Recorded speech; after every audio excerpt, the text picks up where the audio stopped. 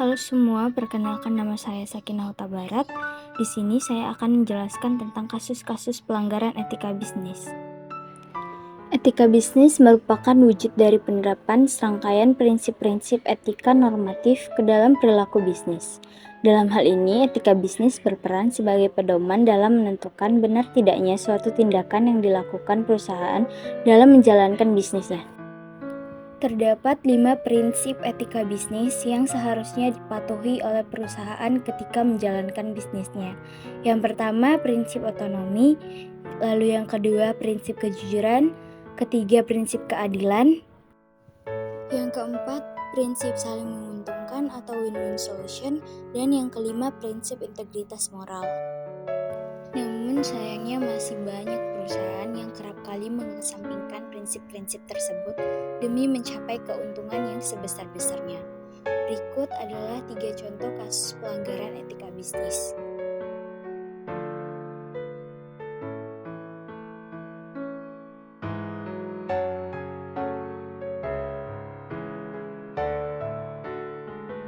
PT Dirgantara Indonesia adalah produsen pesawat terbang pertama di Indonesia dan wilayah Asia Tenggara. Dirgantara Indonesia tidak hanya memproduksi berbagai jenis pesawat terbang, tetapi juga memproduksi helikopter dan senjata, serta menyediakan pelatihan dan pemeliharaan untuk mesin-mesin pesawat. Dirgantara Indonesia pun menjadi subkontraktor untuk sejumlah produsen pesawat terbang besar di Indonesia.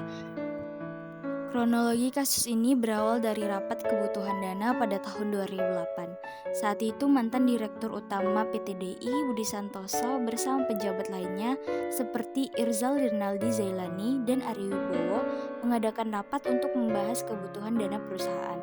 Dana ini diperlukan untuk mendapatkan proyek dari berbagai kementerian dan menutupi biaya-biaya operasional seperti entertainment dan rapat yang tidak dapat dipertanggungjawabkan.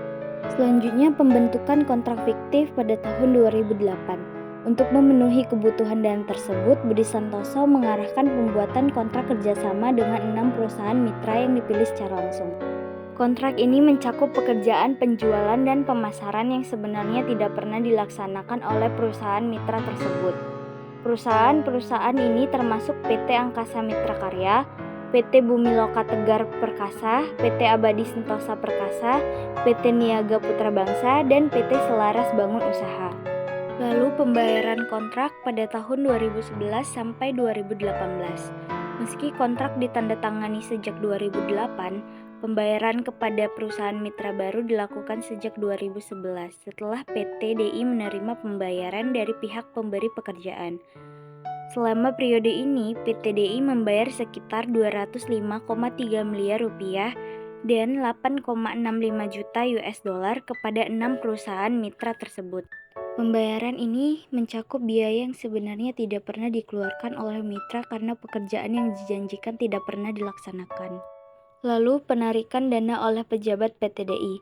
Setelah pembayaran dilakukan, sejumlah uang sekitar 96 miliar rupiah diminta dan diterima oleh pejabat-pejabat PT DI, termasuk Budi Santoso, Irzal Rinaldi Zailani, Ari Wibowo, dan Budiman Soleh.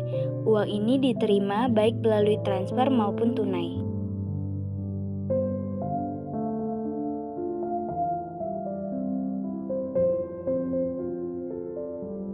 Untuk hukuman yang diterima adalah pidana penjara kepada Budi Santoso selama 4 tahun dan denda 400 juta dengan ketentuan bila tidak dibayar diganti kurungan selama 3 bulan.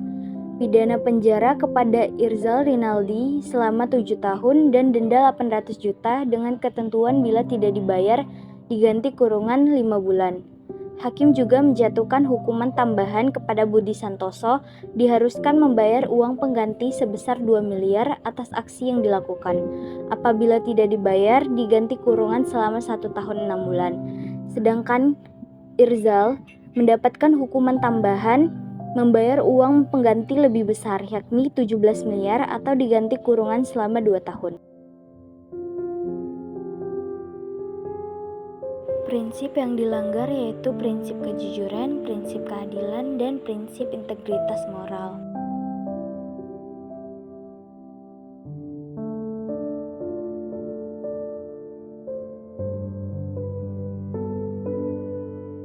Grand Indonesia atau biasa disingkat GI merupakan sebuah pusat perbelanjaan di Jakarta yang dibuka pada tahun 2007 oleh Presiden Susilo Bambang Yudhoyono. Grand Indonesia terdiri dari 3 bagian, yaitu East Mall, West Mall, dan sebuah jembatan penyeberangan orang yang menghubungkan kedua bagian. Berikut menjadikannya sebagai mall terbesar di Jakarta Pusat, terbesar kedua di Jakarta setelah Mall Kelapa Gading di Jakarta Utara, dan terbesar keempat di Indonesia setelah Pakuwon Mall dan Tunjungan Plaza di Surabaya. Kronologi kasus ini berawal dari penggunaan sketsa Tugu Selamat Datang sebagai logo mall tanpa izin dari ahli waris pencipta sketsa tersebut, Heng Ngantung, seorang seniman dan mantan gubernur DKI Jakarta, membuat sketsa tersebut pada tahun 1962 untuk menyambut Asian Games 1962 di Jakarta.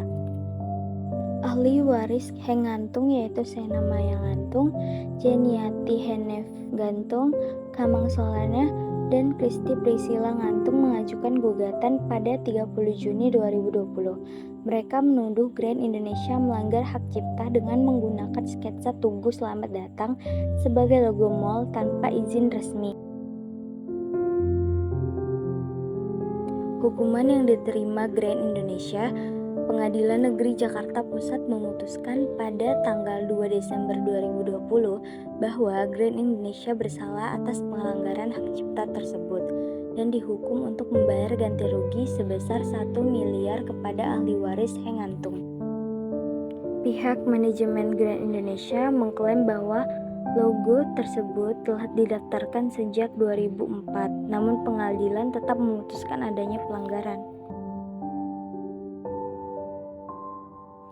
Prinsip yang dilanggar yaitu prinsip kejujuran dan prinsip integritas moral.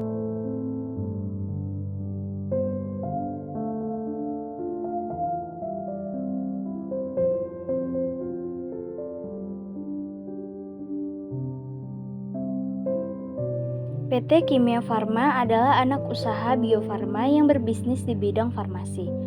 Untuk mendukung kegiatan bisnisnya hingga akhir tahun 2020, perusahaan ini memiliki 12 pabrik, 1.278 apotek, 10 optik, dan 3 klinik kecantikan yang tersebar di seantero Indonesia.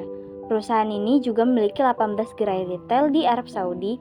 Sediaan farmasi dan bahan baku obat buatan perusahaan ini pun telah diekspor ke India, Malaysia, Maladewa, Kenya, Yaman, Hong Kong, dan Filipina. Kasus penggunaan alat swab antigen bekas di Bandara Kuala Namu terungkap pada akhir April 2021. Kasus ini bermula dari laporan masyarakat yang mencurigai penggunaan alat swab bekas di layanan rapid test antigen di Bandara Kuala Namu, Deli Serdang, Sumatera Utara. Polda Sumut kemudian melakukan penyelidikan dengan mengirimkan polisi yang menyamar sebagai calon penumpang.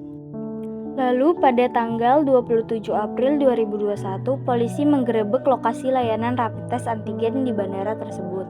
Dalam penggerebekan ini, polisi menangkap 6 petugas Kimia Farma yang diduga terlibat dalam praktik ilegal tersebut. Terungkaplah bahwa alat swab antigen bekas dicuci dan digunakan kembali. Petugas menggunakan stik bekas yang ditempeli double tape untuk membedakannya dari stik baru yang masih bersegel.